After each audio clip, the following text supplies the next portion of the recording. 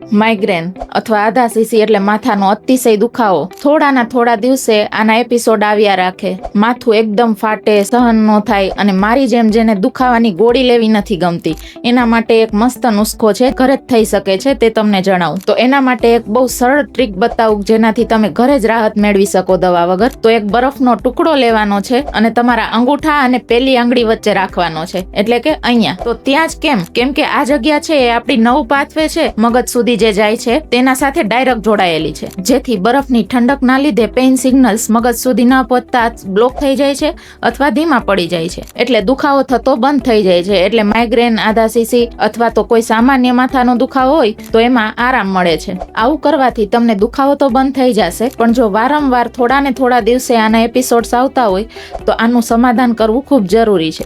Homeopathic દવાથી સંપૂર્ણપણે migraine નાબૂદ થઈ શકે છે. તો આના માટે તમે ચોક્કસ અમારો કોન્ટેક્ટ કરો.